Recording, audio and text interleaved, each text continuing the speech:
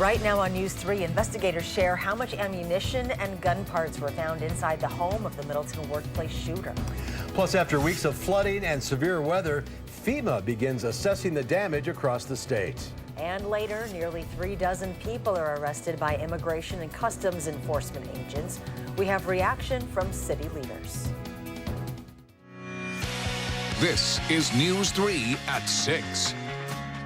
Good evening. Thanks for joining us. One victim remains in the hospital this evening, 5 days after the workplace shooting in Middleton. UW Hospital tells us that person is in fair condition. 2 other shooting victims were released from the hospital over the weekend. As investigators and those who knew the shooter try to piece together what happened, we're finding out more about the 43-year-old Anthony Tong and what was found in his home. Our Madeline O'Neill joins us now to explain. Charlotte and Mark, the Bureau of Alcohol, Tobacco, Firearms, and Explosives is still trying to track down the semi-automatic pistol police say Tong illegally obtained and used during the attack Wednesday morning. They've confiscated other items from his home, including hundreds of rounds of ammunition and gun parts. We spoke with an area gun shop to get some context on what that means, along with an old college classmate of Tong's and what he remembers. Same thing that happens every time there's a shooting. Time and time again. There's another one, you know, and it's unfortunate that they happen. The question becomes, what happened? Finding his motive, that's the tough part. In looking over this list of what was found in the Middleton shooter Anthony Tong's home. Well, the list itself, to me, is a little innocuous. Deerfield Pistol and Archery Center manager Brett Fankhauser says beyond ballistic vests, he isn't finding much out of the ordinary. You know, that would probably be the most illegal thing he's got that I can see is the gun he used to actually commit the crimes. Officials tell us Tong was unable to legally buy the pistol he used because of his mental health history. But items police confiscated from his home, including a pellet gun, a black powder gun, and hundreds of rounds of ammunition, could be bought at a shop or online without a background check, Fankhauser says. That's 100 rounds of ammunition. It's not a lot to get hundreds of rounds. Fankhauser notes that a gun building kit, also found in Tong's home, and those you're supposed to report, can be purchased online without a background check as well. Was that a way around potentially buying a gun when you're not allowed to? I suppose it is. I think his deeds far outweighed what they found in his house. While trying to put together the pieces, others are sorting through their memories. We weren't strangers, we weren't close friends or acquaintances. Former Madison City Alder Chris Schmidt says he and Tong were both physics majors in the same graduating class at Lawrence University. He fit into the norm for Lawrence University. He was quiet. He would socialize with people. He was not asocial, but he was a quiet guy. Schmidt's memories are just small pieces of a puzzle asking why, one that may never be solved. He's not around to ask him that anymore. The police chief said during a press release last week that the ATF is running into problems tracing the pistol Tong used, saying there's something unique about the weapon. He hasn't elaborated after that. All right, Madeline O'Neill reporting tonight. Madeline, thank you. Well, if you got flooded this year, you might be seeing FEMA in your neighborhood soon. The Federal Emergency Management Agency spent the day doing primary assessments in Shorewood Hills and Mazo-Maney. How it works is the team walks around neighborhoods they know were hit. They look around the house and talk to homeowners about damage that they've seen. That information will then go on to the state. The state can then decide whether or not to request federal money. FEMA officials say, don't worry if they don't come around to each house. If your house is damaged, it can still be factored in for relief if you've already reported it. Let's get a look now at our first alert forecast. Chief Meteorologist Gary Canalti is in the Weather Center. Gary? Mark, things pretty quiet here today. Actually, a pretty nice day for late September with lots of sunshine and mild conditions. But as we take a look at visible cloud track, there are some clouds starting to stream northward out of Illinois and from Lake Michigan into southeastern Wisconsin. At the same time, a cold front has a band of clouds across Minnesota back into northwestern Iowa. And those two will kind of combine across southern Wisconsin to develop into a line of thunderstorms by about this time tomorrow. Now, you can see to our north and west, just a few showers and a few sprinkles to our south and to our east. But by by tomorrow, as those two come together, there could be some strong to severe thunderstorms, and the Storm Prediction Center does have a slight risk of severe thunderstorms from Madison southward and a marginal risk for an isolated severe thunderstorm to the north. Low temperatures this morning, 51 in Madison, upper 40s to the lower 50s for the most part. High temperatures so far today in the mid to upper 70s away from Lake Michigan. Near the lake shore, temperature stayed in the upper 60s, and some of those cooler temperatures have spread inland. You can see into Jefferson and Dodge County temperatures have dropped into the 60s, while it's in the 70s from Madison westward. Dew point temperatures are starting to climb too into the lower 60s. Not terribly humid, but as the moisture supply increases, the threat for thunderstorms will go up, and that'll be especially apparent by tomorrow afternoon as our high temperature reaches 72 degrees. That's your first alert forecast. Gary, thank you. And a first alert traffic note tonight. The westbound Beltline will be closed at the interstate this evening. The lanes entering the I-39-90-94 interchange will be closed starting at 8 o'clock tonight for maintenance. They will reopen tomorrow morning at 4:30. The westbound Beltline will also be closed under the interstate. Traffic will be detoured. At least 34 Wisconsinites have been detained by U.S. Immigration and Customs Enforcement over the weekend. Madison officials said that they were surprised since ICE never notified them that they were in the area. Now, many in the community are trying to figure out what to do next. Amanda Quintana is live at Centro Hispano, where dozens are coming together to help the families left behind. Amanda? Yes, 11 arrests have been confirmed in the Madison area. I spoke to one woman today who says her fiance, his father, and his uncle were all taken by ICE on Friday morning on their way to work. Now, she is not alone. Here at Centro Hispano, many people gathered, family members of some of those people arrested and supporters who want to find out what they can do to help. Jenny Villas' fiance has been in the U.S. since he was 5, and they don't know what will happen to him and his father and his uncle if they're all deported. They basically handcuffed them, took them out one by one, asked them for IDs, and then said that all of them had no permission to be here in the U.S. So they were going to get detained, and that's when they said that they were ICE. That's one of the issues local law enforcement has with ICE. They've reportedly been identifying themselves as police officers. It's also protocol for them to tell the local government when they're coming, and they did not in this case. Now, Mayor Paul Soglin and Sheriff Dave Mahoney said they know their community better than any other law enforcement agency, so they know if someone here is dangerous. A lot of these people are being picked up for traffic violations or mainly just being undocumented, and the sheriff and the mayor said that is just not right. They will continue to be welcoming here. They will continue to fund programs that look to get legal representation for those people that were arrested. All right, Amanda Quintana reporting live for us downtown Madison. Thank you. Nearly 400 Wisconsin Army National Guard soldiers will deploy to Afghanistan this winter. According to a release, it will be for the NATO-led Resolute Support Mission. Soldiers from the 2nd Battalion, 127th Infantry out of Appleton will deploy as a security element for coalition forces operating in the region.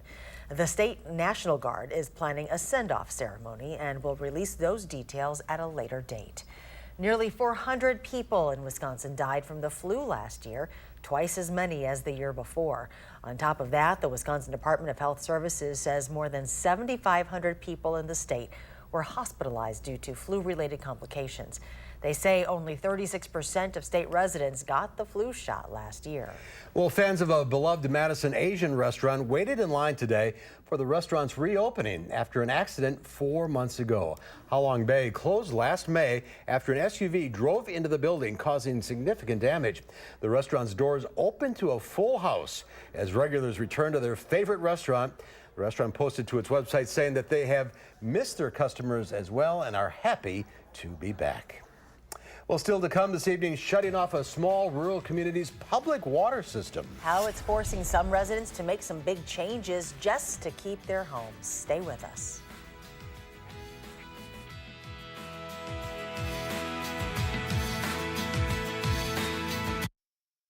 Why does Bob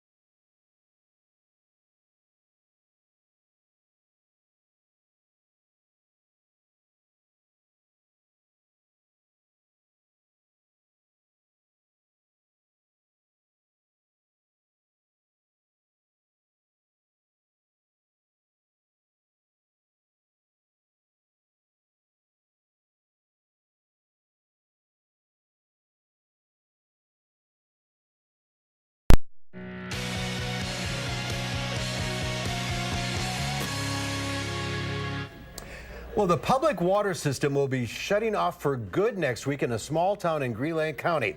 The Dalton Sanitary District estimated it would cost more than $1.5 million to repair the water system, hiking up water bills. Instead, people who live there voted to abandon the water system and spend thousands of dollars to dig private wells. The 50-some households were notified about 3 months ago, but as News 3's Rose Schmidt tells us, those residents say it's money they don't have. It's been hell. It's been very, very nerve-wracking. With the deadline looming, there's a lot of older people in this town, and we don't have a lot of money. Dolores Fearhammer had to make a choice. Dig a private well. It's very stressful. Or risk having to move out of the house in Dalton she bought 3 years ago. If I would have known this was all going to take place, I never would have bought it. It's a nice community, it's quiet. But a lot louder this week. Hopefully after today, get two done a day. Companies like Fargo's drilled wells coming from Plainfield. It's worth the trip down here. To get the job done. It's a big expense. These are $9,000-$10,000 holes when you get done. Money Dolores doesn't have. I tried applying for a grant and said I couldn't get one because I made too much money. I would have had to quit my part-time job, and I'm not about to do that. And never wanted to spend. I didn't want the well in the first place, and I can't afford it. Dolores attended a number of town meetings where ultimately most people who own homes in Dalton voted not to keep the public water system and instead dig private wells. This has been an onset process like for the last 2.5 years. Some of her neighbors have decided not to drill. You're nervous. And Dolores understands why. We were on the fire department's well system that had good water.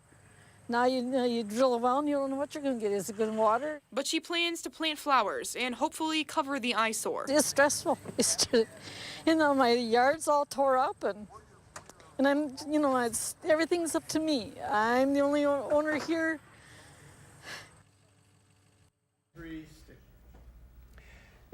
And the president of the Dalton Sanitary District says she'll have to report any homeowners that haven't dug wells by Monday to the Green Lake County Health Department. She declined our request for an on-camera interview. Under state law, houses have to have running water or they will be condemned. September is Ovarian Cancer Awareness Month, and this Saturday marks the UW's annual Sparkle of Hope event at Monona Terrace. More than 20,000 women each year are diagnosed with ovarian cancer. In 2015, one of those women was Hortense Momu, a mother of 2 adult children in her 40s, who was pursuing her dream of becoming a nurse when she was blindsided by a stage 4 ovarian cancer diagnosis. 3 years later, she's still fighting, sharing her story to raise awareness. I didn't have any previous symptom. I didn't have anything to warn me about it. It was just like that. Nursing is her second career. She's got grown-up kids. And through it all, she takes classes, she graduates while getting chemotherapy.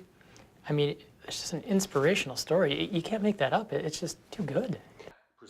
News 3's Eric Franke shows how Hortense is providing a sparkle of hope for ovarian cancer survivors tonight on News 3 at 10. There is more to come tonight. Is the NFL getting soft? Clay Matthews thinks so. A recap and reaction from yesterday's game. That's coming up in sports. And in weather, look for a round of thunderstorms about this time tomorrow. That could bring high winds and hail. They'll be followed by much cooler weather for the rest of the week. I'll have your first alert forecast in just a few minutes.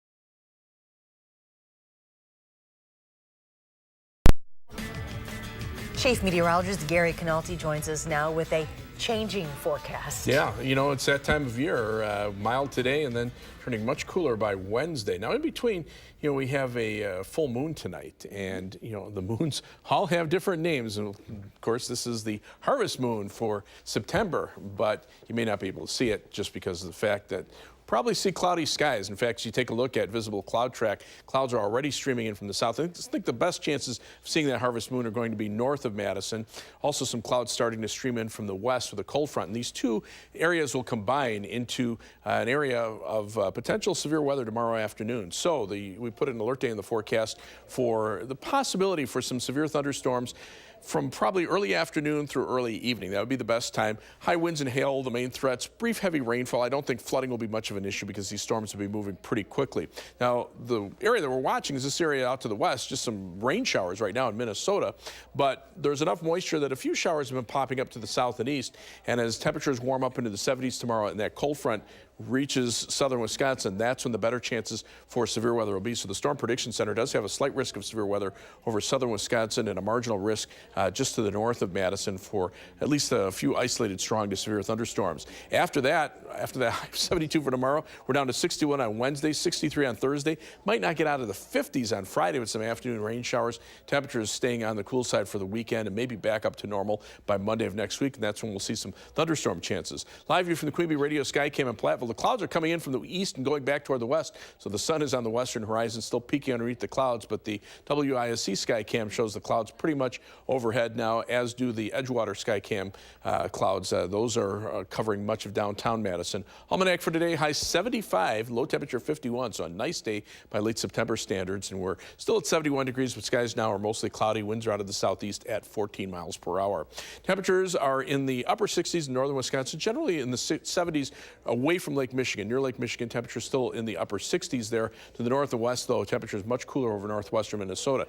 Dew point temperatures are climbing to the lower 60s. Again, that moisture coming in from the south, that's what will join up with this cold front coming in from the west, and a strong jet stream overhead could touch off those strong to severe thunderstorms by late tomorrow afternoon as this cold front swings through. Behind the front, temperatures really fall off. They're in the 50s and 40s right now over the Dakotas. So for tonight, look for a low of 61 degrees, becoming mostly cloudy. Just a slight chance for a shower overnight. Tomorrow's high 72, thunderstorms in the afternoon. Some of those could become strong to severe with high winds and hail. On future track, the clouds overspread southern Wisconsin tonight, just an outside chance of a shower. Then tomorrow, you can see that line of showers and thunderstorms developing out to the west, sweeping eastward through the afternoon and early evening. By early on Wednesday morning, the skies clear out and temperatures drop into the middle 40s. Look for highs on Wednesday to struggle up to around the 60-degree mark. At least the rainfall amounts, again, probably about a half inch, maybe even a little less in some areas. Isolated amount over that and a heavier shower or thunderstorm. 7 to 10 day forecast, though, those temperatures on the cool side, only 60s with an upper 50 thrown in there for Friday for good measure. Low temperatures in the 40s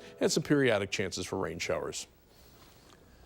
The Packers aren't happy with a lot of things, but they've got to move on. We'll hear from Mike McCarthy in sports. News 3.